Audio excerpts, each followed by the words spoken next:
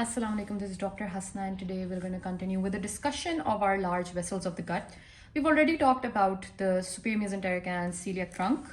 Today we're discussing the inferior mesenteric artery. To all those who have not subscribed to my channel yet, I would appreciate it, as I make anatomy a piece of cake, and I would appreciate if you could click on that subscribe button. Do not forget to turn your post notifications on. So guys, let's get right into the inferior mesenteric artery. What happens is we've talked about how aorta is giving origination to all of these arteries. Inferior mesenteric artery is going to supply your derivatives of the hindgut. Now, what are these derivatives? These are the left 1/3 of the transverse colon, the descending colon, the sigmoid, the rectum. So what happens is your inferior mesenteric artery is going to supply blood to those structures, right? Behind the third part of the duodenum, at the level of L3 vertebra, is where the inferior mesenteric will originate from the abdominal aorta, from its ventral side, right? When the inferior mesenteric artery originates, it runs downwards and it runs towards the left side. All right. We all know that your superior mesenteric artery was coming towards your right side because it had to supply this entire area. Now we're going to talk about this area, right? Inferior mesenteric artery will now give further branches to supply this entire side and complete your marginal artery.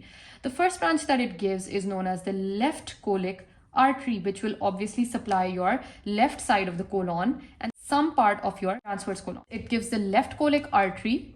The left colic artery divides into an ascending branch and a descending branch. The ascending branch is going to go ahead and anastomose with the middle colic artery, if you remember its left branch.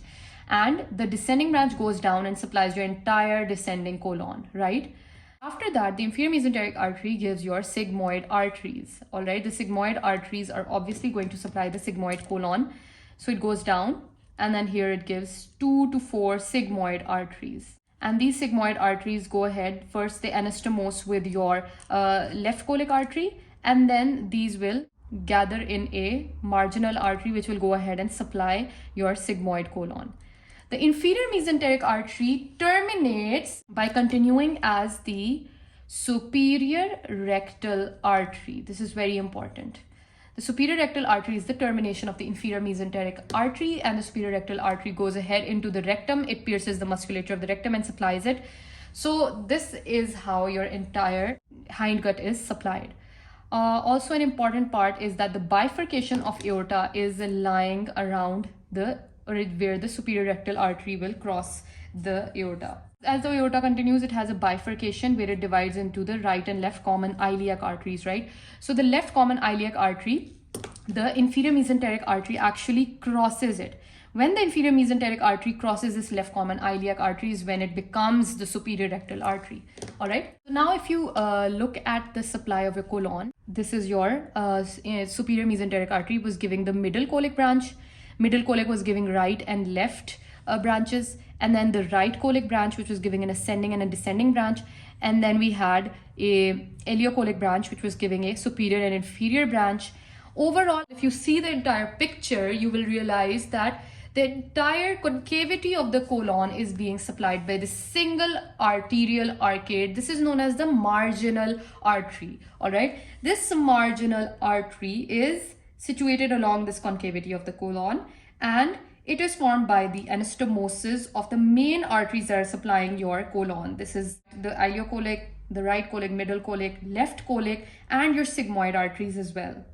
From this marginal artery, further vasa recta are arising and they are supplying your entire colon.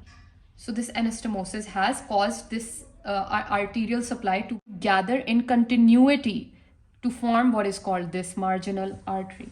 So we've talked about the arterial supply.